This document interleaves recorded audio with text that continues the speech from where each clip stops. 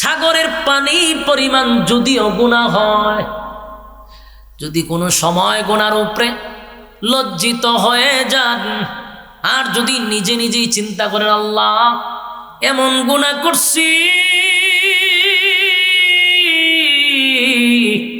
গুনার খবর যদি বউ জানে বউ আমার স্বামী বলবে না। আল্লাহ এমন গুনাহ করছি, বাবায় যদি আমার গুনাহ জানে বাবা সন্তান বলে স্বীকার করবে না। এমন গুনাহ করছি সন্তানরা জানলে বাবা বলে ডাকবে না।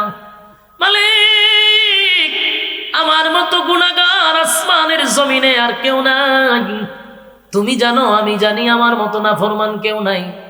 আল্লাহ গভীর রাত্রে ঠান্ডা পানি দিয়া উযু করিয়া আপনার দরবারে দুইটা ভিক্ষুকের হাত বাড়াইয়া দোয়া করি, মালিক জিন্দেগির সব গুনার উপরে লজ্জিত, মেহেরবানি করে জিন্দেগির সব গুনাহ মাফ করে দেন।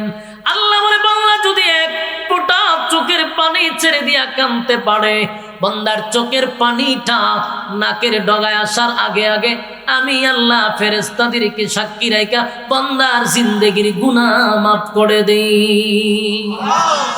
আমার যুবক ভাইয়েরা, গুনার জন্য যদি মালিকের কাছে মাপ চান আল্লাহ মাফ করে দিবে, কিন্তু ভাই যদি ইমানটা না থাকে কোনো লাভ হবে না। ইমান হলো একটা অ্যাকাউন্ট। বলুন ইমান কি? আবার বলুন ইমান কি? অ্যাকাউন্ট। আপনার যদি অ্যাকাউন্ট থাকে তাহলে টাকা জমা হবে, কথা হয় না দি? আপনি যদি ব্যাংকে গিয়ে এখন বলে স্যার 1 লাখ টাকা জমা দিব, স্যারের জায়গায় আপনার ব্যাংক অ্যাকাউন্ট বলেন, আমার ব্যাংক অ্যাকাউন্ট নাই, তবে তুই আধা একটা ভাগল, ঠিক নেই? অ্যাকাউন্ট ছাড়া টাকা জমা দিবি কোথায়?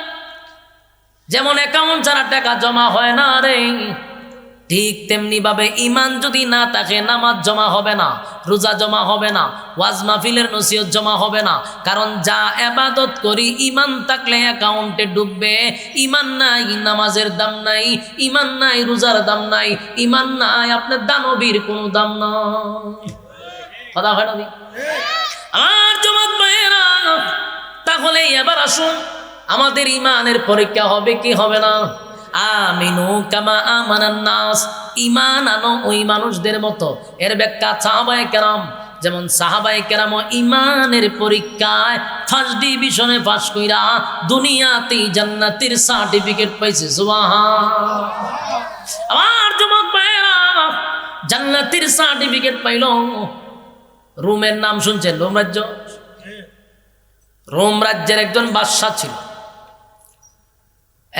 রোমের বাদশা হযরত উমর রাদিয়াল্লাহু তাআলা আনহুর জামানায় চতুর্দিক দিয়ে খালি ইসলামের বিজয়, যেদিকে যায় শুনে খালি ইসলামের বিজয়। সুবহানাল্লাহ।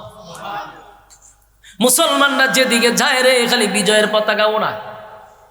বহু দেশের মানুষ, বহু দেশের বাদশারা চিন্তিত, তাদের কাছে অস্ত্র নাই, তেমন কোনো বাহিনী নাই, কিন্তু তারা যাদের সঙ্গে যুদ্ধ করে সবগুলারে পরাজিত করে মুসলমানরা সেই দেশটাকে দখল করে ইসলামের পতাকা উড়ায়। কারণটা কি? আশ্চর্য হয়ে গেছে। রোমের বাদশা একদিন চিন্তায় পড়ে গেছে। রোমের সঙ্গে যদি যুদ্ধ হয়, রোমের বাদশার ভিতরে একটা কথা, যা আমাদের অহংকার হইল আমরা যুদ্ধের সংখ্যা বেশি, আমাদের বাহিনী বেশি, আমাদের অস্ত্র বেশি, আমাদের পাওয়ার বেশি, আমাদের সৈন্য অস্ত্র বেশি। এখন মুসলমানরা যদি যুদ্ধ করে তারা কেমনে কি করবে? কিন্তু বাদশা একটা জিনিস চিন্তাও করে, এরা কিভাবে বিনা অস্ত্রে বিনা বাহিনী এত বিজয় লাভ করে। গবেষণা করতে করতে করতে দেখে এরা অস্ত্রের বলে যুদ্ধ বিজয় করে না, এরা বাহিনীর বলে যুদ্ধ বিজয় করে না, এরা যে পাওয়ারে করে সেটার নাম হলো ঈমান। সুবহানাল্লাহ। মুসলমানদের পাওয়ারটা হলো ঈমান। ঈমানের পাওয়ারে গোটা বিশ্বকে তারা জয় করছে। আজকে গোটা পৃথিবীতে মুসলমান প্রায় 200 কোটির উপরে। এত মুসলমান থাকার পর গোটা পৃথিবীতে মুসলমান লাঞ্ছিত, অপমানিত, জায়গায় জায়গায় খালি মুসলমান মেরে খায়। ঘটনা কি? আমরা সংখ্যায় বেশি, ঈমানের পাওয়ার কম, ঠিক না বেটি? আমার যুবক ভাইরা, রোমের বাদশা তার বাহিনীরে কইছে, রে তোরা তো যুদ্ধ করতে যাবি বালা কথা, কিন্তু আমি মুসলমানদের ঈমানের একটা পরীক্ষা করতে চাই। কোন পাওয়ারে এরা যুদ্ধ করে পরীক্ষা করবো আমি। তবে শর্ত হলো মুসলমান যেখানেই পাবি জীবিত একটা টিম আমার কাছে হাজির করবি। বুঝতেছেন কথা? ঘটনাক্রমে রোমের যে বাহিনী তারা মুসলমানদের ঘেরাও করে নিছে। ঘেরাও করে বিশাল একটা টিমকে তারা ঘেরাও করে একেবারে জীবিত অবস্থায় বাদশার সামনে হাজির করছে। বাদশাহ হয়ে বালাঘাম করছিস, অনেক দিন ধরে আমি একটা চেষ্টা হইলো মুসলমানের ইমানের একটা পরীক্ষা করতাম, এরা ইমানের খুব পাওয়ার দেখায়, দেখি এরা ইমানের পাওয়ারটা কতক্ষণ থাকে। বাদশাহ তো বাদশাহ বলল তোমাদের এই জায়গার মধ্যে নেতাকে? তো একজন হাত তুলে হলে আমি ইলাম নেতা। তো বললো তোমার তো চেহারা মাশাআল্লাহ সুন্দর, চেহারাটা সুন্দর, তোমার বডি ফিগার বালা, শিক্ষিত, বুদ্ধিমান, সর্বদিক দিয়ে তুমি ঠিক আছো, কিন্তু তুমি এমন একটা দলের সাথে কেমনে গিয়ে ঢুকলা? তুমি আমার দলে যোগ দাও, তোমার মতো যুবক আমার দরকার, তোমার মতো মেধাবী আমার দরকার। তুমি যদি আমার দলে যোগ দাও, অফার দুইটা। অফার কয়টা? এক নম্বর হলে আমার একটা সুন্দরী রূপসী মাইয়া আছে, এটা তোমার কাছে বিবাহ দিব। দুই নম্বর অফার হলো রাজত্বের অর্ধেক তোমার নামে লিখে দিব, শুধু কালেমাটা ছাইরা আমার দলে যোগ দাও। বুঝতেছেন কথা? কারে বলছে? নবীর সাহাবীকে বলছে, আমাদের মতো ইমান না, নবীর সাহাবী। ওই সাহাবী এতগুলা মানুষের সামনে এত পাওয়ারফুল বাদশাকে বলল, এই রোমের কুত্তা, তোর রাজত্ব আর তোর মেয়ের কারণে কি আমার ইমান বিক্রি করবো রে? সুবহানাল্লাহ, আল্লাহু আকবার। এরার ছিল ইমানের পাওয়ার। বাদশারে তার রাজ্যের ভিতরে থেকে রোমের কুত্তা বইলা সম্বোধন করছে, তোর মতো কুকুরের কথায় আমার ইমান বিক্রি করব না। বাদশার ইজ্জতে লাগছে, শরম পাইছে। বাদশায় কোনো কিছু মাতে নাই, ঠান্ডা মাথায় চলে গেছে। জ্ঞানী মানুষ তো। পরের দিন কইল এই সবগুলার লকাবে ঢুকা, সব লকাবে ঢুকাইছে। আর আব্দুল্লাহ ইবনে হুজাফা এই সাহাবীরে আলাদা একটা লকাবে ঢুকাইছে। ঢুকাই একটা নর্তকী বাড়া করছে। নর্তকী বুঝুননি? বুঝুন না? গান গায়, নাচে, নাচেও গানও গায়, এটার হয় নর্তকী। আরেক নর্তকী আছেন না আমরা দেশ সংসদে গিয়ে নাচতো, গান গাইতো, এইরম নর্তকী, ইডো নর্তকী আছি। পরে কেমনে কেমনে গেছে সংসদ গিয়া সেই গানও ফাটাইয়া ফুটাই লাইছে সব মন্ত্রীরারে, ঠিক নি? আমরা বাংলাদেশে আমাদের নাটক চলছে ভালো, নর্তকীও জায়গা, সংসদ ঠিক নি? মাঝখানে ইরো আলমও জায়গা, এও কম জ্বালানি জ্বালাইছে না। বাপরে বাপ, বাপরে বাপ, এর অত্যাচারে অতিষ্ঠ গেছি আমরা। এও জায়গা সংসদ, এটা একটা তামাশা হয়েছে বাংলাদেশটার মধ্যে, যে মন চাইয়া বই। আচ্ছা যাক, তো নর্তকী এটা সাজাইয়া গুঙুর মুগুর লাগাইয়া ফাটাই দিছে লকাবের ভিতরে, মানে আব্দুল্লাহ বিন হুজাফা যে লকাবটার ভিতরে, জেলখানার ভিতরে। কইছে তুই নাচতে নাচতে এমন অঙ্গভঙ্গি করবি, এই অঙ্গভঙ্গি দিকে যেন তোমার প্রতি সে আকৃষ্ট হয়। কারণ একটা মানুষকে ধ্বংস করতে গেলে এত সহজে করা যায় না। একজন আলেমকে যদি আপনি মানুষের কাছে হেউ করতে চান, আপনি স্বাভাবিকভাবে পারবেন না। যদি পারতে হয় তাহলে একজন নারী কেলেঙ্কারিতে লাগাই দিতে হবে। লাগাই দিলে কি হয়, মানুষের মন থেকে দ্রুত সরে যায়। দেখছেন না, কত 16 বছর আলেমদেরকে বিভিন্নভাবে এই নারী কেলেঙ্কারি দিয়েও মানুষের কাছ থেকে দূরে সরাইতে চাইছিল, পারছে? পারে নাই। তো এই আব্দুল্লাহ বিন হুজাফার কাছে নারী পাঠাই দিছে। এই মহিলা গিয়া তো নর্তকী নাচতেছে, ডান্স তো পাগলো, ডান্স ইচ্ছা মতো দিছে, নাচতে নাচতে নাচতে নাচতে সেতে একেবারে নাচতে নাচতে ফেদা হয়ে গেছে গা, শেষে বেউসে ফিরেছে। ডাক্তার তোরে ভাড়া নাচবার লেগে তুইলা দি ঘুমাস, ঘটনা কি তা? হ্যাঁ ঘুমাস কা? দেখে না এটা ঘুমাইছে, এটা বেউস হয়ে যায়, মাথার থানি টানি ডেলে সজাগ করছে, ঘটনা কি তা? তুই বেউসি সুত করে বাসার তারিখে বাসা আমার কই পাঠাইছেন? আমি তো বহু নাচা নাচছি, কিন্তু এরকম জায়গার তো আমি জীবনে গেছি না। বলে কি? বলে এটা কি মানুষ না জিন্নাত? আমি যে এত অঙ্গভঙ্গি করলাম, এত নাচতে আসলাম, নাচতে নাচতে আমি বেউস, কিন্তু আমার ভাই একবার চাইলো না। সুবহানাল্লাহ, আমার কিছু বাংলা জুড়ে হবে, চাইছেও না। চিন্তা করছেন নি? আমরা হইলে তো হুজুর মানুষ আর বড় হিসাবিও হবে, আল্লাহ তো যে একবার সাউন্ড যায়, একবার হতে চাইছে এইভাবে নাচতে যে একবার ছাইয়া কইলা মানে না, আল্লাহ কইছে একবার সাউন্ড যায়, দ্বিতীয়বার সাউন্ড যেত না। এই যে চোখ দিছে হে আর চোখ ফিরা হই না, কারণ ফিরালে দুইবার হয়ে যাবো, ঠিক না বেটি? ঘটনা হয়েছে এটা। কিন্তু নবীর সাহাবী এই যত অঙ্গভঙ্গি করলো কোনো কাম হইল না। বাদশাহ হই জায়গা তো ফিল মারলাম, এটা তো হবে না। ঠিক আছে, পরের পদক্ষেপ হইল সব এই লকাবে খানাও দিবা না, পানিও দিবা না। চিন্তা করছে, খানাও দিবা না, পানিও দিবা।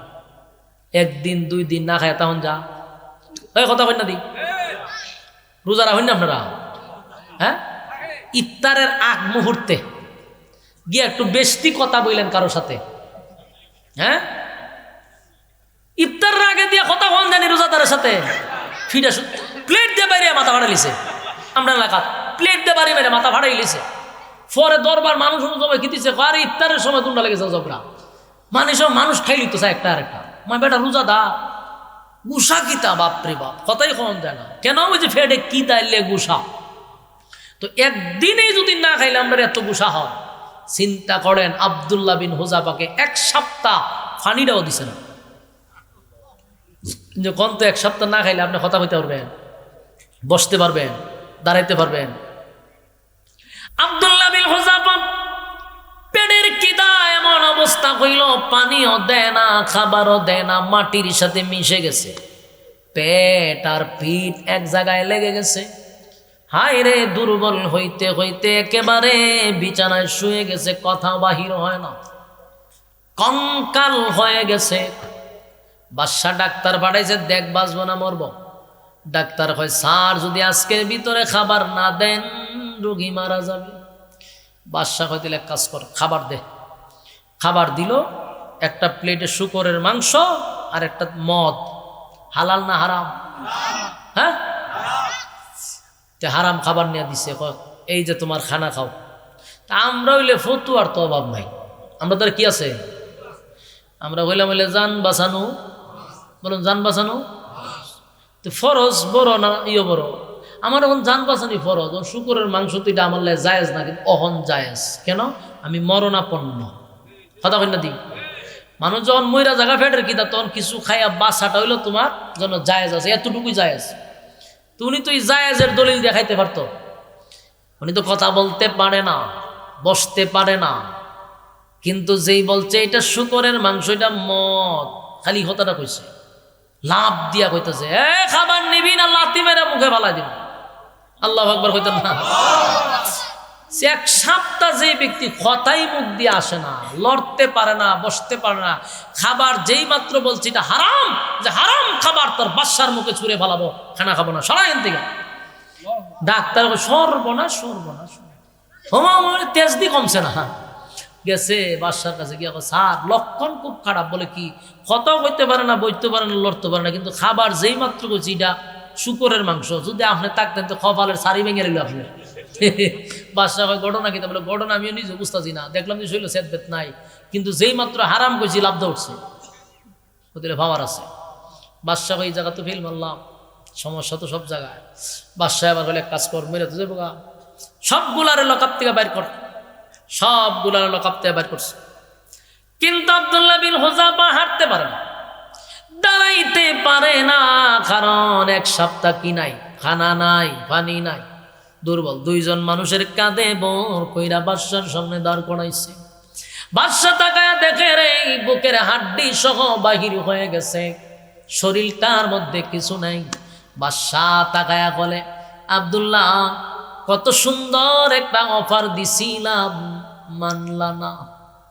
আমি আমার মেয়েটারে তোমার কাছে বিবাহ দিতে চাইছিলাম, বিবাহ করলা না।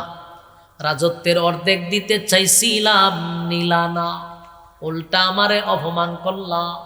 এখন বুঝো মজা কত। আব্দুল্লাহ বিন হুযাফা বলে, এ রোমের বাদশা, সাবধান, আবারও বলছি, এই রাজত্বের জন্য ঈমান নষ্ট করব না। আবার বাদশা বলে, আব্দুল্লাহ আমি তোমারে অফার বাড়ায়া দিলাম, অফার বাড়ায়া দিলাম, রাজত্ব দিব, মেয়েও দিব, এখনো সুযোগ আছে। আব্দুল্লাহ ডাক দিয়া বলে, এ বাদশা আমিও চাই, আমি কম নিব কেন, আমিও বেশি নিতে চাই। কি নিতে চাই? বাদশা আমি বেশি নিতে চাই, বেশি নিতে চাই, কম নিব কেন, আমি কম নিব কেন? তুই আমারে অফার দিলি, রাজত্ব দিবি, তোর মেয়ে দিবি, আর আমার আল্লাহও আমারে অফার দিছে, 2টা গুণে গুণান্বিত হইয়া কবরে আসলে আমার মালিক সর্বনিম্ন এই পৃথিবীর 10টা পৃথিবী জান্নাত দিবে। বাদশা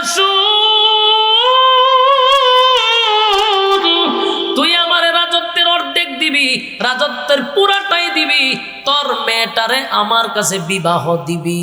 কিন্তু শোন, তুই আমারে অফার দিস, আর আমার আল্লাহ আমারে অফার দিয়া রাখছে 2 গুণে গুণান্বিত হইয়া আমি যদি কবরে যাই সর্বনিম্ন যে জান্নাতটা দিবে এটা এই পৃথিবীর থেকে 10 পৃথিবীর সমান। আমি তোর প্রস্তাবে রাজি হইলে তোর মাইয়া বিবাহ দিবি। এই রাজত্বের সবচেয়ে সুন্দরী রূপসী মেয়ে, তোর মেয়েটারে আমার কাছে বিবাহ দিবি, তুই অফার দিছস। আমার আল্লাহ বলছে ঈমান লইয়া যদি কবরে যাই সর্বনিম্ন বউ দিবে 72টা। প্রথম বউয়ের দিকে তাকাইয়া 40 দিন চলে যাবে। সুবহানাল্লাহ কি বাড়ি দিয়ে হবে? মুরব্বী সুবহানাল্লাহ হয়, কিন্তু ফুলা বানে হয় না। মেজাজটা কেমন গরম হয়, বেটা বউ ভাইবি 72টা। সুবহানাল্লাহ কস টাকা। এক বউয়ের দিকে তাকাইয়া কতদিন গেছে? পৃথিবীর যত সুন্দরী হোক, সারা পৃথিবীর 1 নাম্বার সুন্দরী সামনে না দিলে সর্বোচ্চ 1-2 মিনিট সাউন্ড দিতে পারে। কথা ঠিক নেই। এরপরে চাইতে মন চাইব বুড়িটা ফাল্লা আর মতো লাগে না, ঠিক নেই। কিন্তু জান্নাতে যে চাইবেন আপনি 40 দিন যাইব, আপনার দিশ ফিরাইতো না, ফিসতে একজনের টেক্কা দিব দেব কি তাও চাইলেন যে ফিসতে আরো রয়েছে 72টার মধ্যে 71টা ফিসনে রয়েছে, আমি যদি একটার পেছাই জীবন শেষ। তখন গিয়ে উসাইব, ও কথা তো ঠিক, আরো তো 71টা রয়েছে, তো তুই হর আরেকটার পেছাই আবার যাবো 40 দিন। সুবহানাল্লাহ। আব্দুল্লাহ বিন হুযাফা বলে তোর মাইয়া দিবি একটা, রাজত্ব দিবি একটা, আর আমার আল্লাহ যে অর্ডার দিয়ে রাখছে, আমার আল্লাহ তো অফার দিয়ে রাখছে, আমি তো সেই অফারে কাজ করতেছি। সুবহানাল্লাহ। আমার যুবক ভাইরা, আমিনু কামা আমানান নাস, ঈমান আনো ওই মানুষদের মতো। বাদশা এখানে চিন্তায় পড়ে গেছে, আমি যতই চেষ্টা করি আমি ফেল, সে পাস, কিন্তু আমার তো বাসন লাগবো। কারণ বাসা তো শরম পাইলে চলতো না।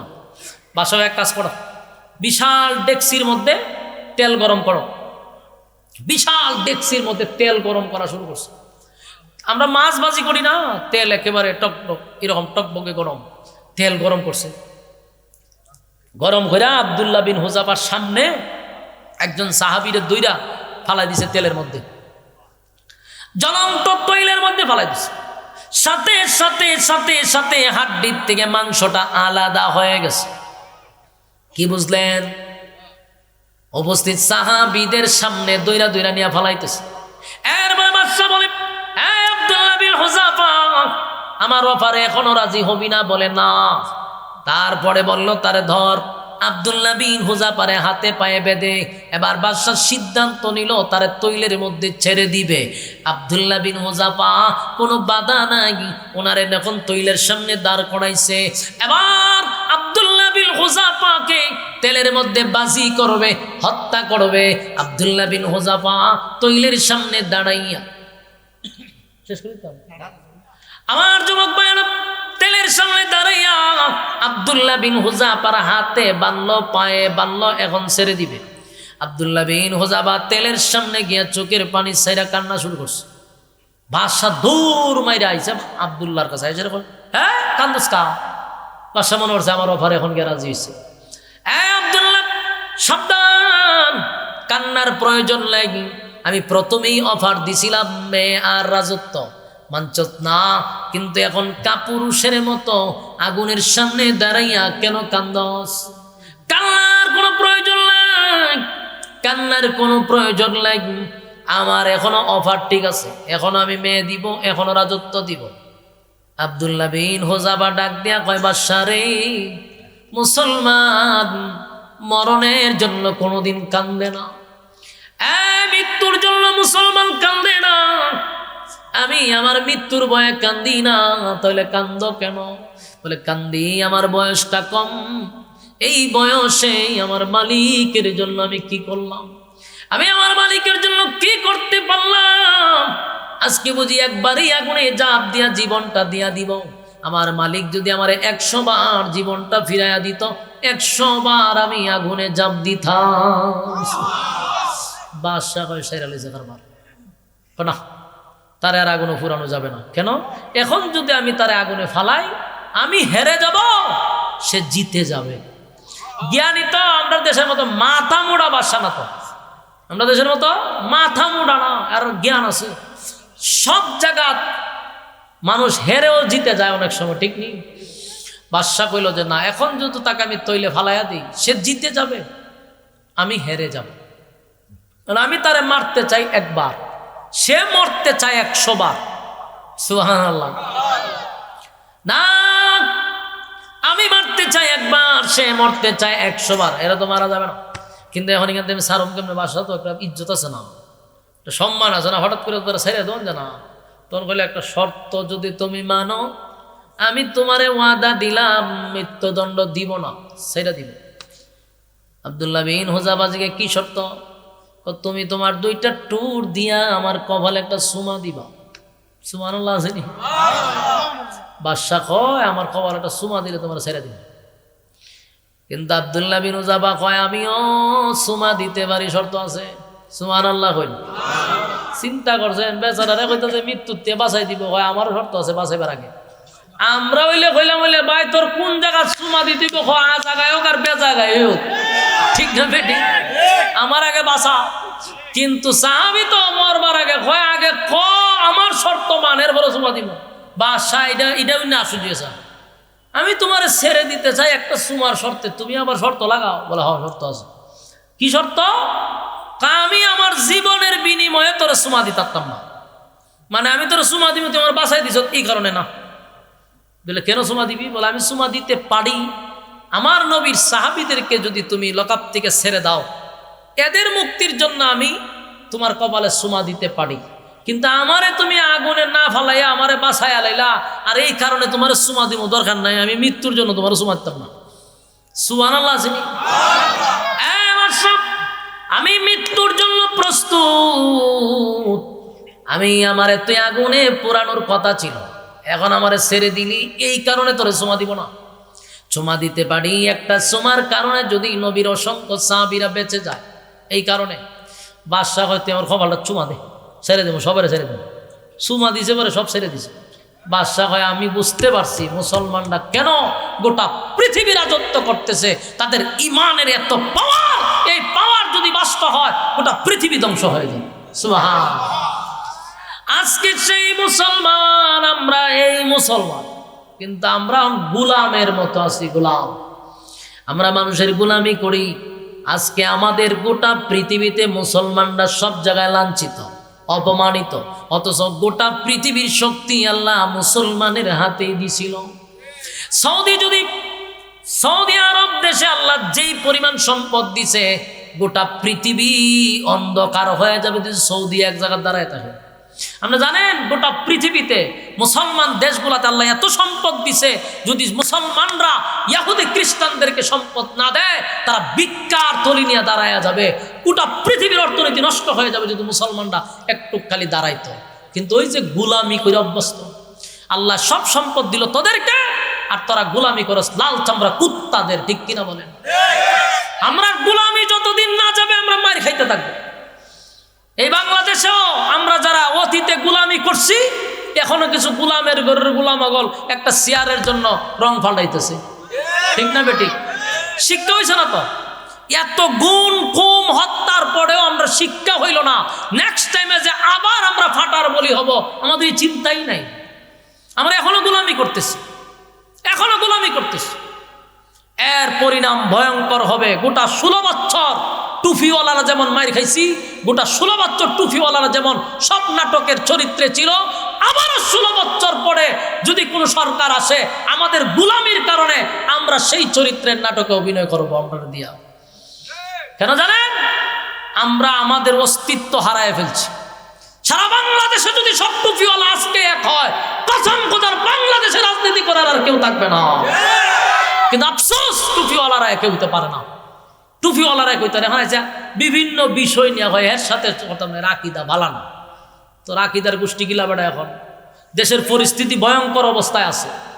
হ্যাঁ আকিদা নিয়ে হ্যাঁ থাকুক, আমার আকিদা নিয়ে আমি থাকবো। ইসলামের স্বার্থে, দিনের স্বার্থে, কালেমার স্বার্থে, আল্লাহর স্বার্থে, কোরআনের স্বার্থে, নবীর স্বার্থে আমরা এক হইতে চাই। যে খারিয়া এরে খারিয়া থাকতে দে, যে বইয়া থাকে হেরে বইয়া থাকতে দাও। কে হাত বুকো বান্ধে, আরে হাত বুকে বাঁধতে দাও। যে হাত নাবিতে বান্ধে তারে বাঁধতে দাও। আমরা এগুলা নিয়ে এখন গুতাগুতি করতে চাই না। আমরা চাই একটা প্ল্যাটফর্মে আইসা আমরা কেন মিয়া বিচারের জন্য গিয়া আমরা গিয়া রাজপথে আন্দোলন করব, আমরা কেন আল্লাহরে গালি দিলে বিচার চাইবো, আমরা কেন নবীরে গালি দিলে বিচার চাইবো, আমরা কেন নাস্তিকদের কাছে বিচার চাইবো? বিচার চাবো না, আমরা বিচার করব ইনশাআল্লাহ, আমরা বিচার করব। এ যাবৎ পর্যন্ত 53 বছরের ভিতরে বলুন তো দেখি, নবীরে গালি দিলে পরে কারো ফাঁসি হয়েছে বাংলাদেশও? আল্লাহরে গালি দেওয়ার পরে ফাঁসি হয়েছে? কিন্তু আপনি মজিবরে গালি দিয়া দেখেন, 16 বছর মজিবরে নিয়ে একটা গালি দিয়া সকালে দিছে, সন্ধ্যার সময় তার কবর হইয়া উপরে ফুল গাছ হয়ে গেছে। ঠিক না বে ঠিক? আপনি আজকে গিয়া তারেক জিয়ার একটা গালি দেন, আপনি বিকালে রাত্রে গালি দেন, সকালে আপনি নাই, শেষ, আপনার কবর উপরে ফুল গাছ। তাহলে এদেশের নেতার বিরুদ্ধে গালি দেওয়া যায় না। তোমাদের কলিজায় যেমন আঘাত লাগে, আমার নবীর বিরুদ্ধে কথা বললে আমার কলিজায় আঘাত লাগে। তুমি যেমন একটা মানুষকে থাকতে দাও না, পৃথিবীর মায়া ত্যাগ করো তোমার নেতারে গালি দেওয়ার কারণে, আমারও মন চায় নবীরে গালি দিয়ে তোর জিহ্বা কুত্তার নাস্তা বানায়া দিতে। শান্ত মুসলমান অশান্ত হয় কোন কারণে? আমরা শান্ত, আমাদেরকে অশান্ত করে আল্লাহর বিরুদ্ধে কথা বলে, আমাদেরকে অশান্ত করে নবীর বিরুদ্ধে কথা বলে, আমাদেরকে অশান্ত করে কোরআনের বিরুদ্ধে কথা বলে, আমাদেরকে অশান্ত করে ইসলামকে কটূক্তি করে। সুতরাং 53 বছর দেখছি শুধু কটাক্ষই করলো, কোনো বিচার হলো না। আমরা আজকের থেকে আর বিচার চাবো না, আমরা নেক্সট টাইমে বিচার করবো ইনশাআল্লাহ। এই জন্য এক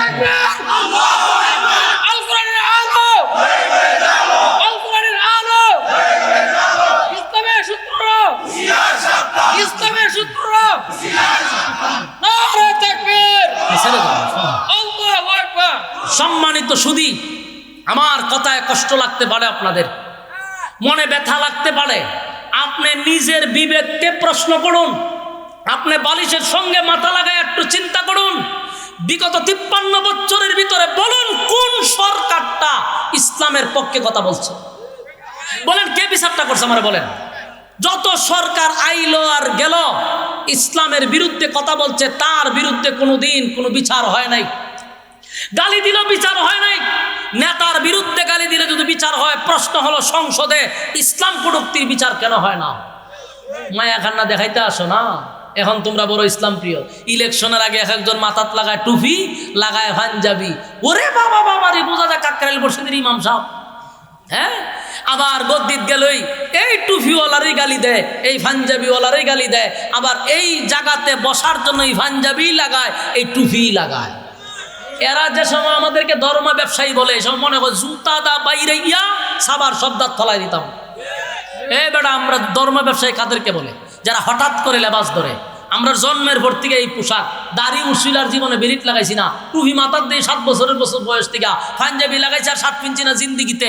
আমরা কি ধর্ম ব্যবসায়ী? না তোরা বুডের আগে যে লেবাস ধরস, তোরা ধর্ম ব্যবসায়ী। তোরা ধর্মটাকে পুঁজি করে ক্ষমতায় যেতে চাস, ক্ষমতায় যাওয়ার পরে এই ধর্মের বিরুদ্ধে তোরা কটূক্তি করস, তোরা হলে সবচেয়ে বড় ধর্ম ব্যবসায়ী এদেশে। আজকের থেকে ইয়াদ রাখবেন, প্রত্যেকটার ছবি আছে আমাদের কাছে। এরা ইলেকশনের আগে মাথায় টুপি লাগায়, ইলেকশনের আগে পাঞ্জাবি লাগায়, ইলেকশনের সময় মসজিদে মসজিদে ঘুরে। ভালো কথা, এটা তো ভালো, মুসলমানের দেশে টুপি পরবে, মুসলমানের দেশে পাঞ্জাবি পরবে, ভালো। কিন্তু এই টুপি ইলেকশনের পরে আর মাথায় থাকে না, এই পাঞ্জাবি আর মাথায় শরীরে থাকে না, এই মসজিদের কাছে বছর একবার যায় না। এরাই বলে আমাদেরকে ধর্ম ব্যবসায়ী। সামার দাঁত তলা দিব মানুষের, বাটপাড়ি খরচ। বাস্তব বুঝি না বাস্তব? ধর্ম ব্যবসায়ী আমরা নয়, ধর্ম ব্যবসায়ী তোরা। জানোস তোরা দেশটা 96% মুসলমানের দেশ, এই জন্য ধর্মটাকে তোরা পুঁজি করে ক্ষমতায় যেতে চাস। যা ক্ষমতা, তো সুবিধা কি? কিন্তু ইসলাম নিয়ে কটূক্তি করলে কিন্তু লাল কার্ড। বলেন, ইসলাম নিয়ে কটূক্তি করলে কি কার্ড? আমরা হলুদ কার্ড দেখাবো না, আমরা কি দেখাবো? লাল কার্ড দেখাবো। লাল কার্ড দেখালে কি আর মাঠে ঢুকতে পারে না? হলুদ কার্ড দেখালে কিছু সময় থাকতে পারে, কিন্তু এমন কাজ করো না যেন লাল কার্ড না দেখাইতে হয়। বাংলাদেশের মানুষ আমরা শান্ত, আমাদেরকে অশান্ত করা যাবে না। আমরা কখনো শান্ত হই ইসলামের বিরুদ্ধে কথা বললে, আমরা কখনো শান্ত হই কোরআনের বিরুদ্ধে কথা বললে। আচ্ছা বলুন তো, কারণ নেতারা লামে বেলে কোনোদিন আমরা আন্দোলন করছি? হ্যাঁ, আমরা কি আপনাদের গদিলিয়া টানাটানি করি? না, আপনারা কাজ করেন, আমরা তো এইদিকে যাই না। কিন্তু আমাদেরকে অশান্ত করেন কেন? আর যদি মৌলবীরা টুপিওয়ালারা একদিন অশান্ত হয়, এই দেশের ইতিহাস সাক্ষী, 5ই আগস্ট সাক্ষী। হুজুর মৌলবীরা মাঠে না নামলে এদেশে আজ স্বাধীনতা পাইতো না কেউ। বহু আলেমরা রক্ত দিছে, নেক্সট টাইমে যেন ইসলামের উপর আঘাত না আসে। এক থাকবো তো ইনশাআল্লাহ, ক্ষমা কথা কয় না দিই, খালি মুখে মুখে ফটর ফটর ভুল হইতো না, আমরা এক হইতে হবে। আরেকটা কথা, দেশের যে পরিস্থিতি এখন ভয়াবহ, এটা মাথায় রাখতে হবে। দেশের পরিস্থিতি ভালো না, বিভিন্ন চক্র এখন দেশটাকে অশান্ত করার চেষ্টা করতেছে। আমি বিএনপিদেরকে বলবো, জামাতকেও বলবো, ইসলামিক দলকেও বলবো, রাজনীতির ক্ষেত্রে আমরা ভিন্নতা থাকতে পারি, কিন্তু লীগের ব্যাপারে আমরা সবাই এক। ঠিক কিনা বলেন? লীগের ব্যাপারে আমরা বিএনপি বুঝি না, জামাত বুঝি না, ইসলামী আন্দোলন বুঝি না, খেলাফত বুঝি না, আমরা সবাই এক। কথা কই না দি?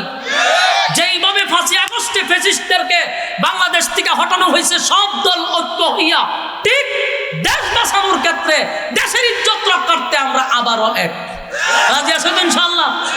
এটা মাথায় থাকবে। যদি দেশ রক্ষার্থে বিএনপি ডাক দেয় আমরা হুজুরও যাব, কারণ দেশের জন্য যাব। যদি জামাত ডাক দেয় আমরা যাব, কারণ এটা আমার দেশের প্রশ্ন। আজকে একটা তরুণ একটা ছেলে, যার কথা দিয়া ভারত বাহির হইতো, ভারত বুলেট বাহির হইতো, সেই ছেলেটাকে প্রকাশ্যে রাস্তার মধ্যে গুলি করলো। আগামীকালকে যে আপনাদের একজনকে করবে না, কিসের বিশ্বাস? হ্যাঁ, এখন ইলেকশনের আগে বহু মানুষকে হত্যা করবে, এটা বাহিরের চক্রান্ত। তাই বিএনপিকেও বলবো আপনারা অ্যালার্ট থাকেন, জামাতকেও বলবো অ্যালার্ট থাকেন, ইসলামী দলগুলো অ্যালার্ট থাকেন। আমরা এমনি দল নিয়ে একজন আরেকজনের বিরুদ্ধে কথা বলবো, এটা সিস্টেম, রাজনীতির গণতান্ত্রিক সিস্টেম। এটা আমি আপনার বদনাম করবো, আপনি আমার বদনাম করবেন, এটা কোনো বিষয় না। কিন্তু দেশ রক্ষায় আমরা এক হব ইনশাআল্লাহ, তখন আমাদের মধ্যে কোনো দলাদল থাকবে না। রাজি আছেন? আল্লাহ তাআলা যেন আমাদেরকে এক হইয়া চলার তৌফিক দান করে, ঐক্য থাকার তৌফিক দান করে, সকলে বলে আমিন।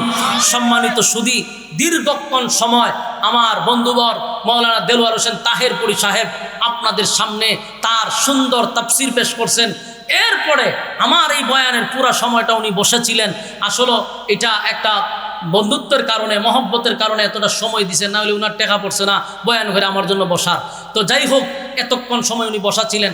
এরপরে আমি আপনাদের সামনে যে কথাগুলি বললাম, আমাদের মূল টার্গেট হলো আমরা 2টা গুণে গুণান্বিত হইলে পরে আল্লাহ আমরার ওয়াদা দিছে, কানাত লাহুম জান্নাতুল ফিরদাউসি নুজুলা, আমি তোমাদেরকে জান্নাত দিব, তবে শর্ত হলো ঈমান, শর্ত হলো নেক আমল। কারা কারা ঈমান এবং নেক আমল মানতে রাজি? হাত তুলে দেখায় দেয়। লিল্লাহে তাকবীর, লিল্লাহে তাকবীর। বলুন শর্ত কয়টা? ঈমান, নেক আমল, ঈমান, নেক আমল। এই 2 গুণে গুণান্বিত হইলে কানাত লাহুম জান্নাতুল ফিরদাউসি নুজুলা, আল্লাহ আমাদেরকে জান্নাতুল ফিরদাউস দান করবে। তবে বান্দা 2 শর্ত, একটা ঈমান, একটা নেক আমল। রাজি আছি? আপনাদের এখানে দোয়া করবেন। আমার পরে পীরে কামেল আল্লামা আয়াজ আহমদ জুবাইরি সিদ্দিকী আল কুরাইশি পীর সাহেব জনপুর দামাত বারকাতুহুম হযরত আপনাদের সামনে মোনাজাত করবে। আমরা হযরতের মোনাজাতে শরীক হয়ে এরপরে এখান থেকে বিদায় নিব। হুজুরের মোনাজাতের আগে আমরা কেউ না যাই, একটু সময় বসেন। হুজুর আমাদের মধ্যে চলে আসছে ইনশাআল্লাহ, এখনই আপনাদের সামনে হযরত মোনাজাত করবে। এই যে চলে আসছেন। আল্লাহ তাআলা এই কথাগুলির উপরে বলনেওয়ালা শুননেওয়ালা উভয়কে সহি আমল করার তৌফিক দান করুক। ভাই বসেন। জৈনপুরের পীর সাহেব আপনাদের সামনে মোনাজাত করবে। এই এলাকার প্রসিদ্ধ একজন ব্যক্তিত্ব, যার অনেক বক্তবৃন্দ এই এলাকার মধ্যে আছে। আমি জানি 2016তেই আমি দেখছি অনেক বক্তবৃন্দ হুজুরের আছে। বিভিন্ন জায়গায় আমরা গেলে হুজুর প্রায় জায়গাতেই সভাপতি থাকে। আপনারা হুজুরের ভালো করেই চিনেন। হুজুরের মোনাজাতে শরীক হয়ে তারপর আমরা যাব। আমরা এই ওয়াদা করেই বসছি, ওয়াদা রক্ষা করে যাব ইনশাআল্লাহ। আল্লাহ সবাইকে কবুল করুক, আমিন। আসসালামু আলাইকুম ওয়া রাহমাতুল্লাহি ওয়া বারাকাতুহু। আল্লাহু ওয়াহদাহু লা শারীকা লাহু وأشهد أن سيدنا وسندنا وحبيبنا ومولانا محمدا عبد الله ورسوله أرسله بالحق بشيرا ونذيرا وداعيا إلى الله بإذنه وسراجا سراجا منيرا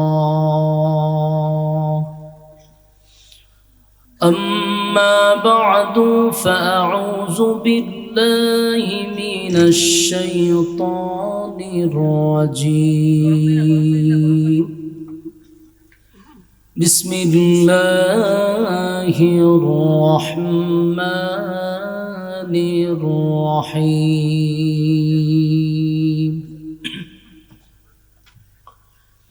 إن الذين آمنوا وعملوا الصالحات كانت لهم جنات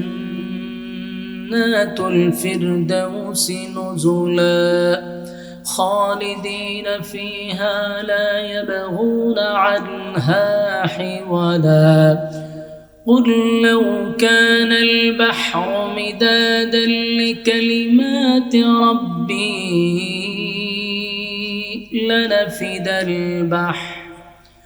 لنفد البحر قبل أن تنفد كلمات ربي ولو جئنا بمثله مددا قل إنما أنا بشر مثلكم يوحى إلي أنما إلهكم إله واحد فمن كان يرجو لقاء ربه فليعمل عملا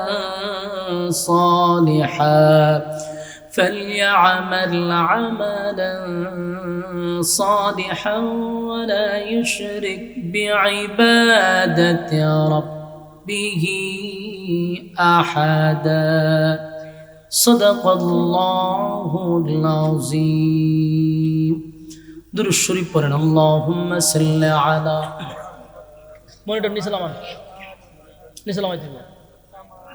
দুটোটা নিসলামান كما صليت على إبراهيم وعلى آل إبراهيم পড়েন দূর শুরু করুন নিসলামাইতে হবে এটা লামাইতে হবে اللهم بارك على এত কাছে না দূরে না একটা থাক আমরা দূরে না এই গানে রাখেন অসুবিধা নেই এই গানে রাখেন كما صليت على إبراهيم وعلى إنك حميد مجيد اللهم بارك على محمد وعلى كما باركت على إبراهيم وعلى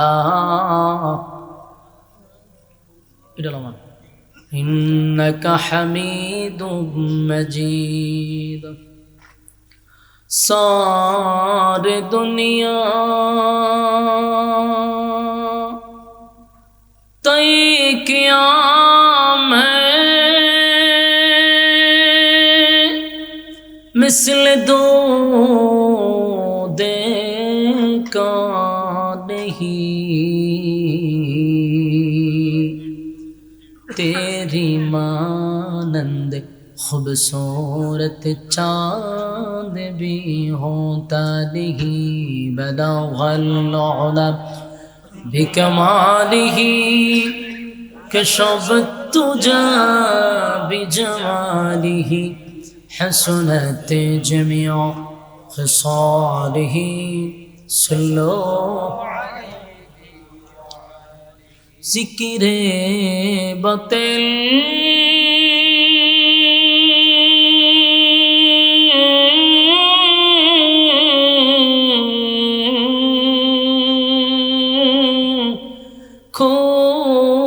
हटा दे दिल से रब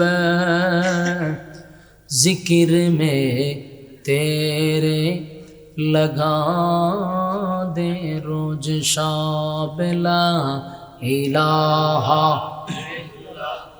শুধু রিবাব, শুধু রিবাব, রিবাব বাসান, শুধু রিবাব বাসাইবেন, আর কিছু লাগতো না।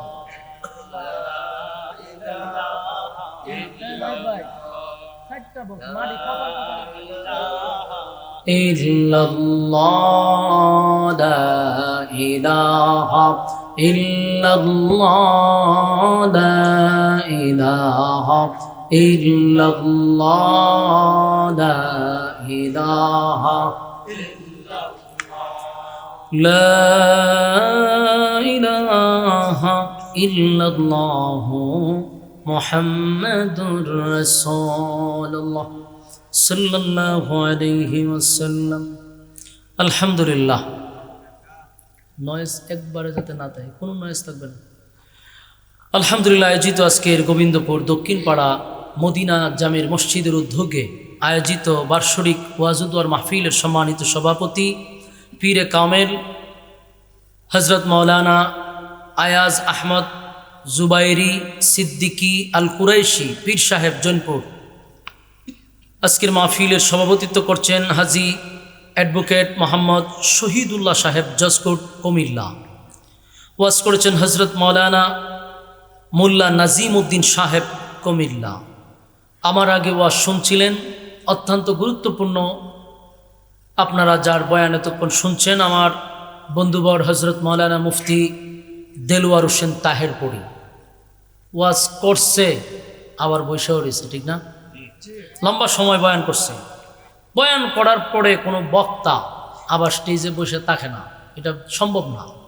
এত লম্বা বয়ান করার পরে আবার উনি বসে আছেন, এটা মহব্বত, ভালোবাসা। আর আমাদের জেলা বিভাগ এক সাইডেই পড়ছে, এটা জানেননি? ওনার ঢাকা, উনি ওখানে জুমা পড়ায়, কিন্তু বাড়ি কিন্তু সিলেট। তার মানে আমার বাড়িও সিলেট, ওনার বাড়িও সিলেট। পড়ালেখা উনি যেই এলাকায় করছে, আমি সেই এলাকায় করছি।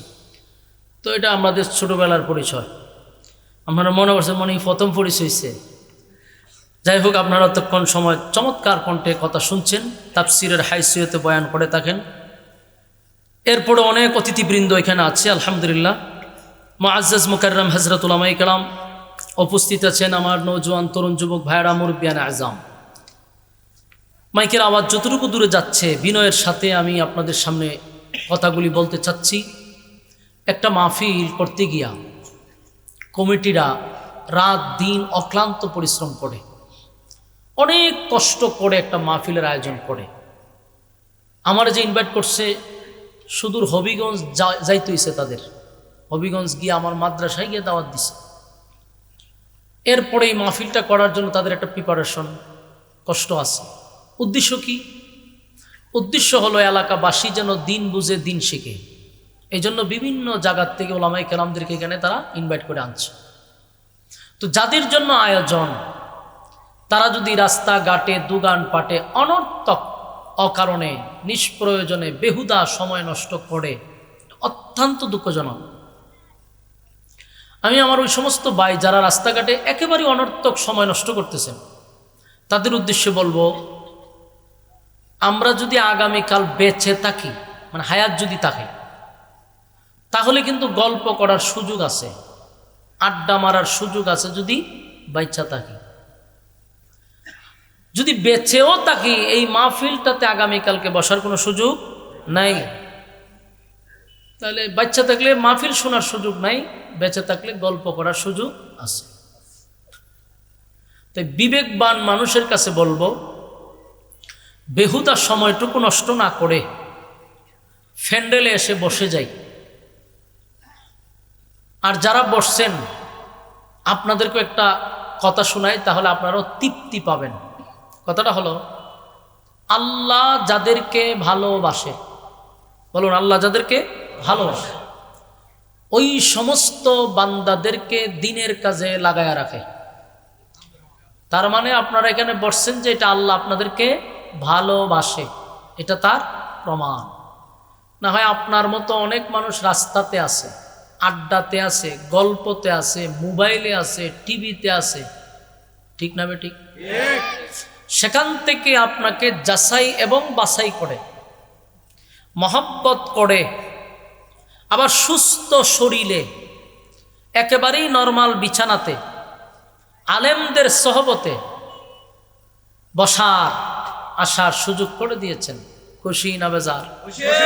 শুকরিয়া আদায় করি আলহামদুলিল্লাহ। যতক্ষণ বসা থাকবেন গুনাহ হবে না, এটাই সম্ভব। ফ্যান্ডেলের বাহিরে গেলে গুনাহ যে হবে এটাও সম্ভব। আর ফ্যান্ডেলে যতক্ষণ থাকবো নাজালাত আলাইহিমুস সাকিনা, উপর থেকে সাকিনা রহমত নাজিল হবে। লস না লাভ? আমরা এই দিকগুলা খেয়াল করে আপাতত গল্প বন্ধ করে ফ্যান্ডেলে চলে আসি। হবিগঞ্জ থেকে বক্তা, ঢাকার থেকে বক্তা আয়সা যদি ফ্যান্ডেলের এই অবস্থাটা দেখে বক্তাদের কথা বলার আর আগ্রহ আর উৎসাহ থাকে, মন ভেঙে যায়। কারণ এর থেকে শ্রোতা তো প্রত্যেক আমার নিজের এলাকাতেই তাহার কথা এর চেয়ে বেশি। তা আমি আসলাম কুমিল্লা, কোথায় হবিগঞ্জ, আরেক বক্তা আসলো ঢাকার থেকে, অথচ আপনারা যার যার গল্প নিয়ে ব্যস্ত। আল্লাহ আমাদের সবাইকে বুঝার, মানার, আমল করার তৌফিক দান করে দেন। ওই মাশাআল্লাহ ভালো হয়েছে। ওইখানে আব্বা আছেন, তাড়াতাড়ি যান, জানগা জানগা জানগা, কারণ এই ডাক দিলে সমস্যা, কথা যাতে না বলি। এখন আপনারা যারা বসছেন, দীর্ঘক্ষণ সময় আপনারা তাহিরপুর সাহেবের বয়ান শুনছেন, অনেক ক্লান্ত হয়ে গেছেন। এখন এই ক্লান্ত শরীর নিয়ে আপনারা মোনাজাত পর্যন্ত তাহার নিয়ত আসেনি। আর যিনি মোনাজাত করবে উনি কিন্তু আপনাদের এলাকার প্রসিদ্ধ একজন পীর সাহেব। আমার এই ভাই বাচ্চাটারে একটু বাড়িতে পাঠাই দেন চাচা। আমার জীবনের প্রথম দিক দিয়ে যখন আমি কুমিল্লা বয়ান করতাম, বিহার মণ্ডল একটা জায়গা আছে না, এই বিহার মণ্ডলের মাঠে আমার জীবনের প্রথম মিডিয়ার বয়ান ছিল। মানে এই মাঠেই একজনে ভিডিও করছিল আমার, আর এটা হয়তো বাংলাদেশে সরে গেছে। তো ওই বিহার মণ্ডল মাহফিলে আমি যখন আসতাম তখন দেখতাম ওনার নাম থাকতো কুরাইশি সিদ্দিকি, হ্যাঁ, এই যে উনাই। তো উনি বহুত আগের থেকে আপনাদের এলাকায় আসা যাওয়া করে, বহুত বড় মানের একজন আলেম দ্বীন, এবং জৈনপুরের এই সিলসিলা তো অনেকেই আছেন। তো আলহামদুলিল্লাহ উনি দোয়া করবে, তাহলে এই দোয়াটা তো আমরা শরিক যারা হইতে পারলাম না, তো কপাল পোড়া। মেহরবানি করে আমরা ওনার দোয়া শরিক হব, এই মর্মেও আমরা এখানে বসে যাই। তাহলে এখান থেকে কি বিহার মণ্ডল খুব কাছে? তাই তো বিহার মণ্ডলের মানুষ তো আমার পরিচিত মানুষ। এক সময় 2015-16-তে বহু প্রোগ্রাম করছি বিহার মণ্ডল, তখন তোমার মিডিয়াতে কেউ চিনত না। যাক আলহামদুলিল্লাহ আমি খুশি হয়েছি যে বিহার মণ্ডল আপনার পাশে, কৃতজ্ঞতা প্রকাশ করা দরকার। বিহার মণ্ডলের এক মাহফিল থেকেই আমার বয়ান সর্বপ্রথম সোশ্যাল মিডিয়াতে যায়, যখন আমি ইউটিউব নিজেই চিনতাম না। আমি জিজ্ঞাসা আমি ইউটিউব কারে কর, অথচ আমার বয়ান এই সময় ইউটিউবে চলতো। বহু পরে বুঝতে পারছি যে এটা একটা চ্যানেল। তখন তো সিএনজি টিএনজিতে তার প্রোগ্রাম করছি আপনাদের এলাকায়। তো আমি আপনাদের কাছে পরিচিত, এমন না যে নতুন। এই জন্য রাস্তাঘাটে আমরা ঘোরাফেরা না করি। আর কেমনে মানুষ হইতো, গতকালকে না করছি 1 কিলোমিটার আগে, ওই কেন করে গেছি, তো গতকাল তুমি নিলেছে আমার বয়া। ঘটনাটা হয়েছে এই জায়গায়, গতকালকের যারা শ্রোতা আছে তার হুজুর তো কালকে আমরা ওয়াজ করে গেছি, 1 কিলোমিটার দূরত্ব, এই কারণে দরবারটা লাগছে আরো বেশি। ছিলেন মাশাআল্লাহ, তো ওখানে শ্রোতা হয়ে পড়ছে আবার। আচ্ছা যাই হোক, এখন কি আপনারা শেষ পর্যন্ত আছেন? ইনশাআল্লাহ, আল্লাহ কবুল করুক। আমি আপনাদের সামনে সূরা কাহফের শেষ অংশটুকু তেলাওয়াত করছি। এখান থেকে এরা উঠাই দেন, এরা মেসকেন, আপনি সামনে আসেন, আসেন একটু সামনে আসেন, আপনি তারা উঠাই দেন। আপনি না ওই এর পিছনেরটা উঠান। কথা বললে তো আমার ডিস্টার্ব হয়ে ভাই, আমি সবচেয়ে বিরক্ত হই কেউ কথা বললে। মেহরবানি করে কথা বললে সমস্যা, আলোচনার মুড নষ্ট হয়ে যায়। সূরা কাহফ এর শেষ অংশটুকু তেলাওয়াত করছি। এই আয়াতগুলিকে সামনে রেখে আমি যতক্ষণ কথা বলবো কোরআন থেকেই কথা বলবো ইনশাআল্লাহ। আবার একজন প্রসিদ্ধ বক্তা আমার পাশে বসা, যদিও সমবয়স কিন্তু আমার বহু আগের বক্তা উনি। কথা বুঝতেছেন তো? একজন বক্তা যদি পাকুয়াস পাশে থাকে তাহলে আলোচনাটা একটু সুবিধা মতো করতে হইব, ঠিক না ঠিক? কারণ আলোচনাটাও এইভাবেই করতে হবে যে বিজ্ঞ লোক বসা থাকে। তো আসুন সূরা কাহাফ এর শেষ অংশ। এই আয়াতগুলিতে আল্লাহ দুইটা শর্ত দিছে এবং একটা সুসংবাদ আমাদেরকে শোনাইছে। বলুন শর্ত কয়টা? সুসংবাদ এই জিনিসগুলো আমাদের মাথায় রাখতে হবে। শর্ত দুইটা, সুসংবাদ একটা। এই শর্তগুলো আমরা শুনবো পরে, আগে শুনুন সুসংবাদ। সুসংবাদ শুনলে শর্তের প্রতি আপনাদের আগ্রহ তৈরি হবে। সুসংবাদটা হলো কানাত লাহুম জান্নাতুল ফিরদাউসি নুজুলা। আল্লাহ বলেন আমি 8টা জান্নাতের মধ্যে সবচেয়ে ভিআইপি যে একটা জান্নাত, ওই জান্নাতের মেহমান বানাবো যারা 2 শর্ত পালন করবে। সুবহানাল্লাহ আসেনি? সুবহানাল্লাহ। তাহলে আপনি চিন্তা করেন সুসংবাদটা কি পরিমাণ সুসংবাদ। মুমিন যারা, যাদের ভিতরে ঈমান আছে, একমাত্র তারাই সবচেয়ে বেশি খুশি হবে। কারণ 8টা জান্নাত আছে আমরা সবাই জানি, কিন্তু 8টা জান্নাতের মধ্যে ভিআইপি একটা জান্নাত হইল জান্নাতুল ফেরদাউস। এই ফেরদাউসের মেহমান বানাবে 2 গুণে গুণান্বিত যারা। তাহলে আমরা এই 2 গুণে গুণান্বিত যদি হই, তাহলে আমাদেরকে আল্লাহ মেহমান বানাবে। পানি দি ঠান্ডা না বলল কি? এখন আপনারা বলুন জান্নাতের মধ্যে সবচেয়ে ভিআইপি যে জান্নাতটা, এটা সুসংবাদ জানাইছে আল্লাহ। এখন আমরা সেই 2টা শর্ত পালন করা কতটুকু গুরুত্ব আমাদের জন্য। আমরা যদি জান্নাতের ভিতরে যাইতে চাই তাহলে 2টা শর্ত মানতে হবে। শর্তটা আমি একটু পরে বলি। এখন আসুন আগে আপনাদের কাছ থেকে আমি জানতে চাই, আমরা সবাই কই যাইতে চাই? জান্নাতে যাইতে চাই না? এখানে কি একটা লোক আছে যে বলবে হুজুর আমি জান্নাতে যাইতে চাই না? প্রত্যেকটা মানুষের দাবি হলো আমি জান্নাত চাই। নামাজ পড়লে পড়ুক, না পড়লে নাই। রোজা রাখলে রাখুক, না রাখলে নাই। সুদ খাক, ঘুষ খাক, দুর্নীতি করুক, চাঁদাবাজি করুক, আর টেন্ডারবাজি করুক, কিন্তু জিগাইলে কইব যে আমি জান্নাতে যাইতাম চাই। ঠিক না বেটি? হিন্দুরেও যদি আপনি জিগান মরার পরে কই যাইতি, স্বর্গে যাইতাম চাই, তাহলে সেও কই যাইতে চায় না, নরকে যেতে চায় না।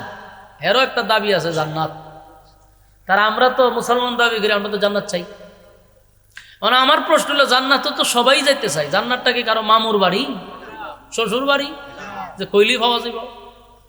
জান্নাতে যেতে গেলে অবশ্যই শর্ত মানতে হবে। কারণ জান্নাতে সবাই যেতে চায়, কিন্তু শর্ত আছে। বিনা শর্তে আল্লাহ জান্নাত দিবে না। তাহলে 2 গুণে গুণান্বিত যারা হবে, সুতরাং তারাই যাবে জান্নাতে। তাহলে আমাদের আজকের আলোচ্য বিষয়টা অত্যন্ত গুরুত্বপূর্ণ এবং মনোযোগ সহকারে শ্রবণ করতে হবে। এই 2 গুণে গুণান্বিত হইলেই আল্লাহ আমাদেরকে জান্নাত দিবে। তাও ছোটখাটো জান্নাত না, সবচেয়ে ভিআইপি জান্নাত। এখন আসুন শর্তটা। প্রথম শর্ত হলো ইন্নাল্লাযীনা আমানু। 1 নম্বর শর্ত হলো ঈমান। 1 নম্বর শর্ত কি? ঈমান। 2 নম্বর হলো ওয়ামিলুস সালিহাত, নেক আমল। 2 নম্বর শর্ত কি? নেক আমল। 1 নম্বর শর্ত ঈমান, 2 নম্বর নেক আমল। এতটুকু পর্যন্ত শোনার পরে আপনারা মনে মনে সবাই খুশি যে মাশাআল্লাহ আমরা সকলেই ঈমানদার, সকলেই নেক আমল করি, এখন শুধু জান্নাতটা আল্লাহ দেলায়, তেলি হয়ে গেছে। ঠিক না? কত সহজ। ঈমান নিজের আপনি আমি সবাই আমরা ঈমানদার, তাহলে 1 শর্ত মাইনা লইছি। নেক আমল করি, এই যে মাহফিলও পড়ছেন, এটাও নেক আমল, তাহলে তখন খালি জান্নাতটা যাওয়ার বাকি। ঠিক না? এত সহজ জান্নাতে যাওয়া, ঠিক না? খুব সহজ। ঠান্ডা মামুল বাড়ি তো আবদার করলেই পাওয়া যায়। আর যতটা সহজ মনে করতেছি আমরা, বিষয়টা এত সহজ না। আসুন এখন ঈমানের ব্যাখ্যা শুরু করি। ব্যাখ্যা দিলে দেখবেন এখানে অনেক ছাড়াই হয়ে যাবে, তখন আশা ছাইড়ে দিবেন। কতটা কঠিন এখন ব্যাখ্যা শুনলে বুঝতে পারবেন। সবাই তো নিজের দাবি করি ঈমানদার, ঠিক না? দাবির বেলায় সবাই ঈমানদার, কিন্তু আমি বারবার বলতেছি কথাটার মাঝখানে যে দাবির বেলা শব্দটা কিন্তু দাবি আনছি, কাজের বেলা না। কারণ আমরা কাজের বেলা ঈমানদার না, আমরা দাবির বেলা ঈমানদার। এ যাবৎ যত মানুষকে আপনি জিজ্ঞাসা করবেন, কেউ কি নিজের বেঈমান দাবি করবে না? সবাই নিজের ঈমানদার দাবি করে। ওমা কথা কইেন আমার সাথে। আপনি যে কোনো মানুষটা জিগান, সে নিজেকে বেঈমান বলবে না, বলবে আমি ইমানদার। ঠিক না বেঠিক? আপনাদের এই এলাকাতে বেনামাজি আসেনি যে ঈদের নামাজও পড়ে না? ঈদের নামাজ পড়ে এমন লোক আছে? তার মানে ঈদের নামাজটাও পড়ে না মানে কি, এর জীবন নামাজই পড়ে না।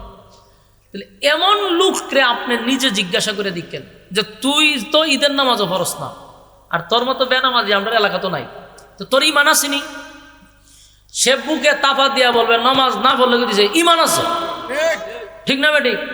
একটা জারি দেখো আমার ইমান আছে, তবে সর্বনাশ, এই জায়গা যদি ইমান তাই তেল ঝাড়ছে।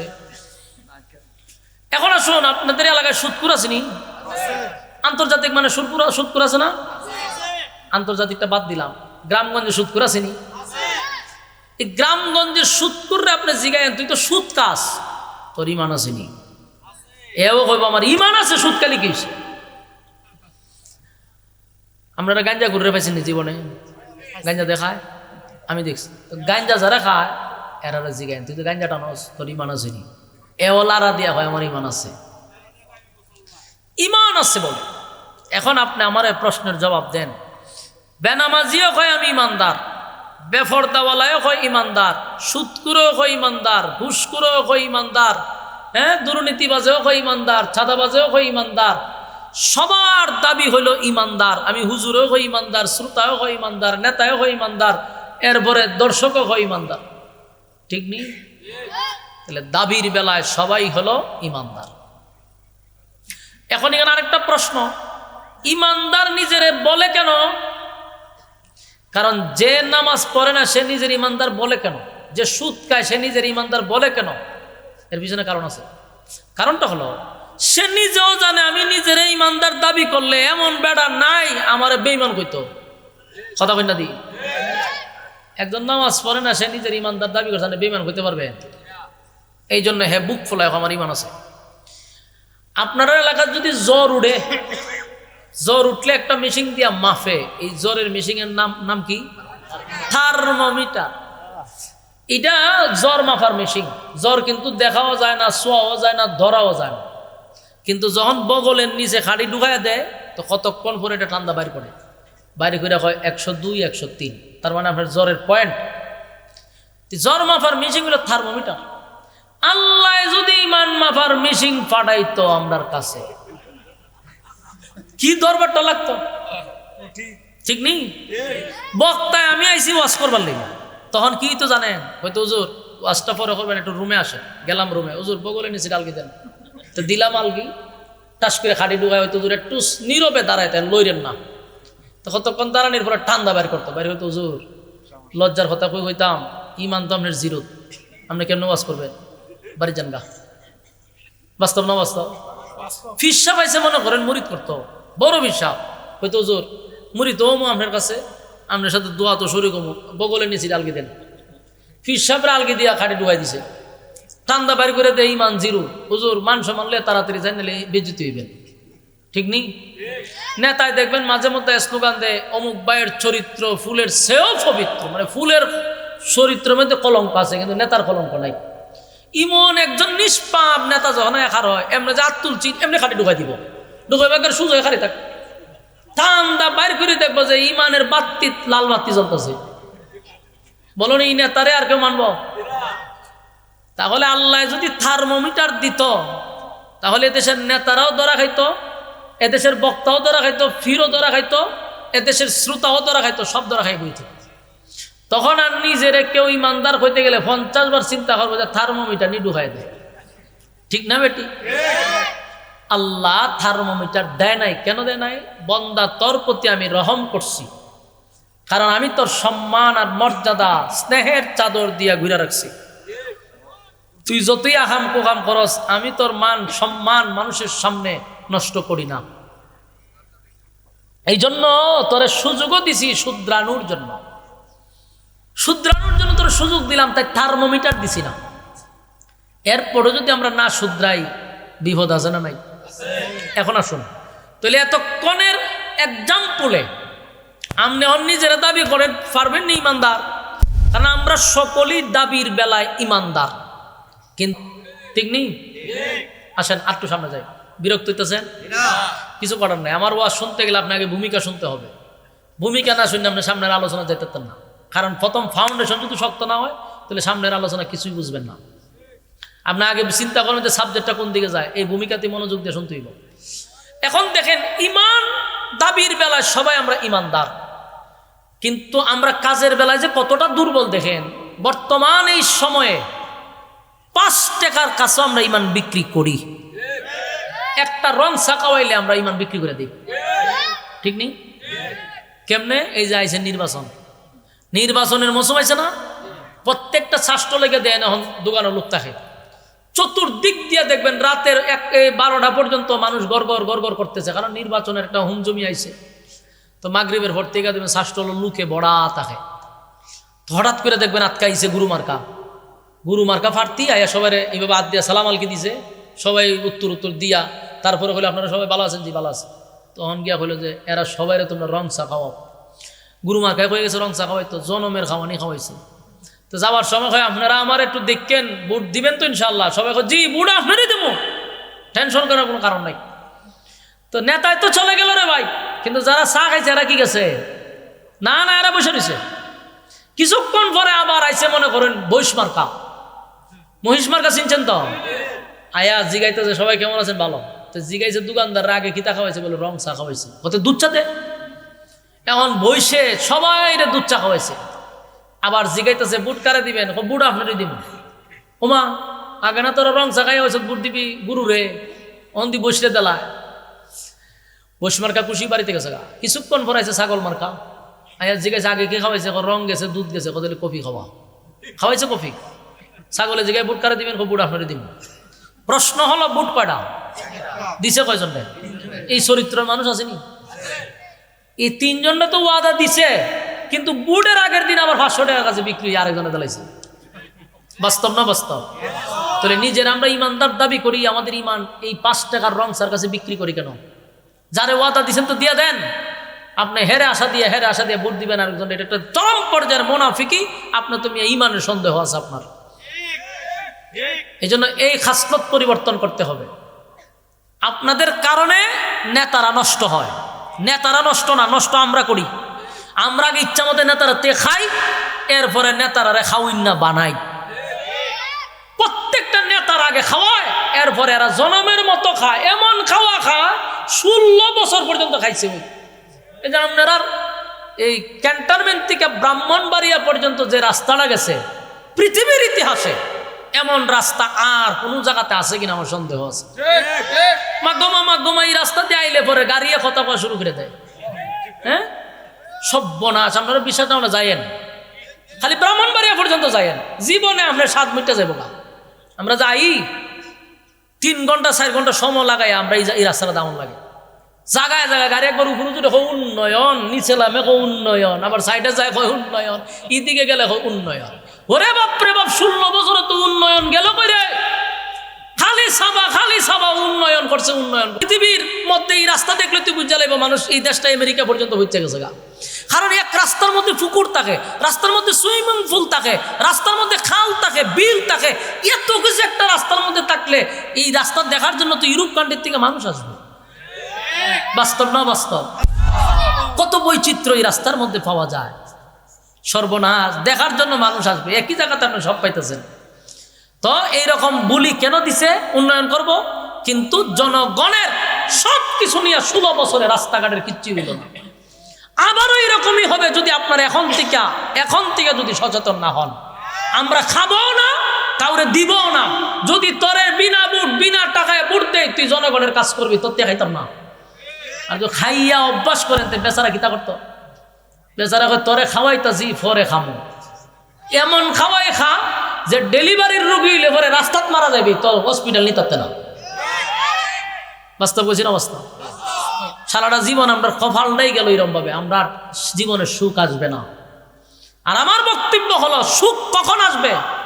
এই প্রজন্মের কাছে বুড়া গুলারে দিয়ে আর কাজ হবে না। এখনকার প্রজন্মের হাতে, যুবকদের হাতে দেশ তুলে দেন, এই দেশ উন্নত হবে। বুড়া খাবাস দিয়ে দেশ উন্নত হবে না। উড়াইছেন না, এখন বসাইছেন না, আবার এতগুলা রক্তের বিনিময়ে বসাইছেন না, সব বুড়া খাটাস গুলা বসে। অপদার্থগুলা দায়িত্ব নিছে, কোনো ফায়দা হয়েছে দেশের? কোনো ফায়দা হয়েছে? 16 বছর একজনে জ্বালাইছে, মাইনা নিলাম, ওখান কি আপনারা আরামে আছেননি? না আমরা সুখ শান্তিতে আছি? আমরা নিজের নিরাপত্তা নিয়ে এখন আমরা চিন্তিত আছি। রাস্তা দিয়ে মানুষ গুলি করে মাইরা মার, রাস্তাঘাটে খুন খারাপি হচ্ছে, ওপেন মানুষকে মারতেছে, গুলি করে হত্যা করতেছে, ঘরের ভিতরে মানুষ মারতেছে। এই গোটা 1-1.5 বছরে যেই পরিমাণ খুন হয়েছে আপনি টান দেয়া দেখেন না যে কোন জায়গা পর্যন্ত আমরা গেছি। এই জন্য আগামীর যুবক ভাইদেরকে বলছি, দ্বিতীয়বার বাংলাদেশ স্বাধীন কোনো বুড়া খাড়া সে করছে না, দ্বিতীয়বার স্বাধীন যুবকরা করছে, যুবকরা। আগামী দেশ যুবকদের হাতে দেন, এই দেশ উন্নত হবে। এই সমস্ত টেম্পার লেন্স লুক দিয়া কাজ হবে না। এরা শুধু আমাদেরকে আশার বাণী শোনায়, কিন্তু এরা নিজের তো নিরাপত্তা নাই। আল্লাহ হেফাজত করুক।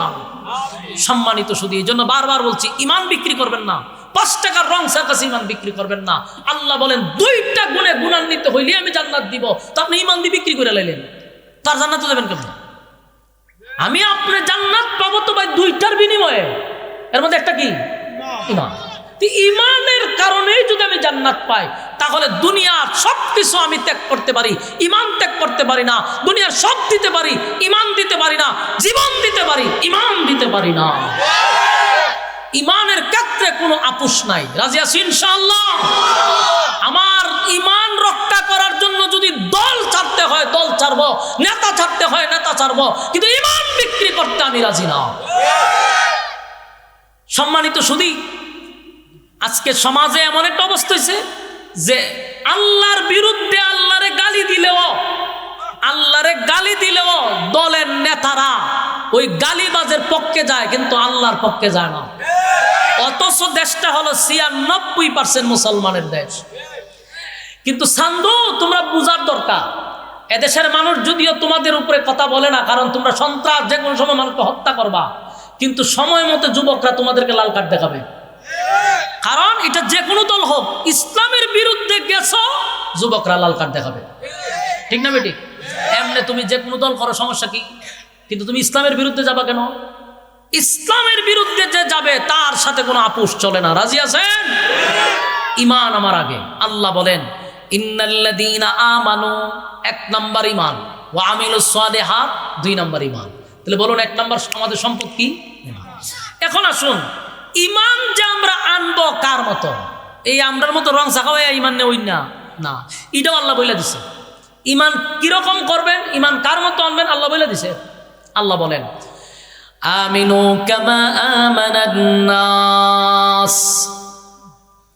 আল্লাহ রাব্বুল আলামিন বলেন আমিনু কামা আমানান নাস, ইমান আনো ওই মানুষদের মতো।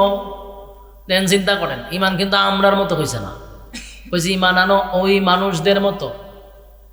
আমিনু কামা আমানান নাস, ইমান আনো ওই মানুষদের মতো যারা অতীতে ইমান এনে ইমানের পরীক্ষায় উত্তীর্ণ হয়েছে।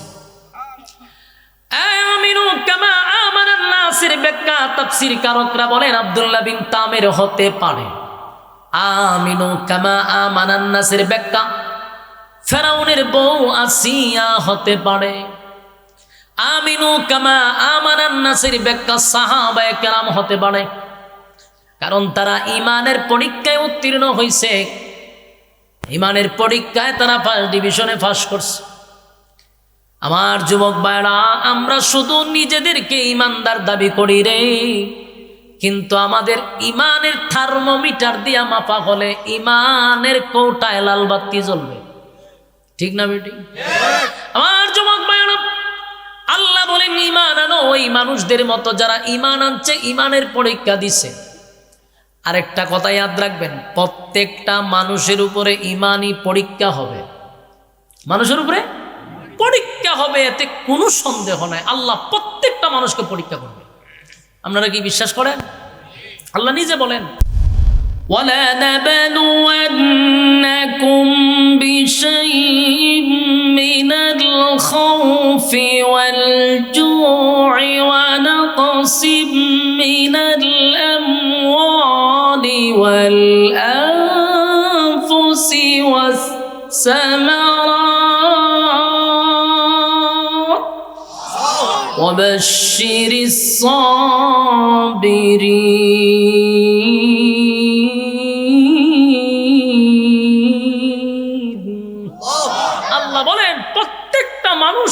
আল্লাহ পরীক্ষা করবে, কাউকে আল্লাহ মুসিবত দিয়া পরীক্ষা করবে, কাউকে আল্লাহ গরিব বানায়া পরীক্ষা করবে, দড়ি বানায়া পরীক্ষা করবে, বিভিন্নভাবে আপনাকে আল্লাহ পরীক্ষা করতে পারে। কিন্তু প্রশ্ন হলো পরীক্ষা কার জন্য? যে ক্লাসের ছাত্র তার জন্য। আপনি যদি ক্লাসে ভর্তি না হন আপনার পরীক্ষা হইব? কথা হয় না। আপনি তো আগে ইমানদার হইতে হইব, ইমানদার হইলেন না আপনার পরীক্ষা হইত। এই জন্য আমিনু কামা আমানান নাস, ইমানদারের উপরে ইমানই পরীক্ষা হবে, এতে কোনো সন্দেহ নাই। তবে আমরা যদি ইমানদার হই তাহলে অপেক্ষা করবেন, আমার মালিক বিনা পরীক্ষায় কিন্তু জান্নাত দিবে না, জান্নাত দিবে না। জান্নাত মামুর বাড়ি না, জান্নাত শ্বশুর বাড়ি না। যদি পরীক্ষায় ফার্স্ট ডিভিশনে পাস করতে পারো, ওয়াদা দিছে কানাত লাহুম জান্নাতুল ফিরদাউসি নুজুলা। আল্লাহ রাব্বুল আলামিন বলেন, ঈমান দিব রে, ঈমানের বিনিময়ে আমি জান্নাত দিব, নেক আমলের বিনিময়ে জান্নাত দিব। তবে ঈমানদার যাই না রাইকো, ঈমানদারের উপরে ঈমানি পরীক্ষা হয়। আমিনু কামা আমানান নাস আব্দুল্লাহ বিন তামির হতে পারে, ফেরাউনের বউ আসিয়া হতে পারে। চিন্তা করেন, ফেরাউন ছিল আন্তর্জাতিক মানের একটা কাফের, এত বড় একটা জালেম। জালেমের ঘরে সংসার করে যদি আসিয়া পৃথিবীর বিখ্যাত 4 জন মহিলার মধ্যে একজন সুমাহা, 4 জন মহিলা আছে পৃথিবীর বিখ্যাত শ্রেষ্ঠ মহিলার মধ্যে আসিয়া একজন। বলুন তো দেখি আসিয়ার জামাই কে ছিল? ফেরাউন। এক গোবিন্দপুরের বাইরা, এই এলাকার নাম কি? গোবিন্দপুর। গোবিন্দপুরের মা বোনদের উদ্দেশ্য করে বলছি, মা বোনেরা, ফেরাউনের ঘরে সংসার করে যদি আসিয়া জান্নাত পায়, ফেরাউনের ঘরে সংসার করে যদি আসিয়া দুনিয়াতে জান্নাত দেখতে পায়, ফেরাউনের স্ত্রী হইয়া যদি আসিয়া পৃথিবীর 4 জন মহিলার মধ্যে একজন হতে পারে, গোবিন্দপুরের মা বোনেরা, আপনার স্বামী কিন্তু ফেরাউনের থেকে খারাপ না। ফেরাউনের চেয়ে খারাপ? আপনারা কি ফেরাউনের চেয়ে খারাপ? না, ফেরাউনের চেয়ে খারাপ কেউ না। ফেরাউনের ঘরে তাইকা যদি আসিয়া ইমানের পরীক্ষায় ফার্স্ট ডিভিশনে পাস করতে পারে, আপনার স্বামী কিন্তু এতটা খারাপ নয়, ফেরাউনের মতো খারাপ না। ফেরাউন এমন একটা নিকৃষ্ট লোক ছিল যে মানুষকে সে প্যারাক মারত, এই জন্য এর নাম ফেরাক। ফেরাউন মানুষে কি করতো? প্যারাক মারত। ফেরাক বুঝুননি? লুয়া মেরে দিত, খাটের সাথে মেরে দিছে প্যারাক। ফেরাউন মানুষকে প্যারাক মারত। এই ফেরাউনের ঘরে তাইকে আসিয়া ইমানের পরীক্ষায় দিয়া ফার্স্ট ডিভিশন পাইছে। ফেরাউন একদিন তার ঘরের দাসীরে হত্যা কইরা, দাসীর বাচ্চা কাচ্চারে হত্যা কইরা বউয়ের কাছে গিয়া বুক ফুলাইয়া বলতেছে, আসিয়া রে, আমাদের ঘরের কাজের মহিলাটারে আমি হত্যা করছি। আসিয়া কয় কেন? সে আমারে খুদা মানে না। আসিয়া কয়, তোর মতো জালেম রে খুদা তো আমিও মানি না। আপনারা কিতা কইবেন? আমার যুবক ভাইয়েরা, ফেরাউনের সান্দি গরম হয়ে গেছে।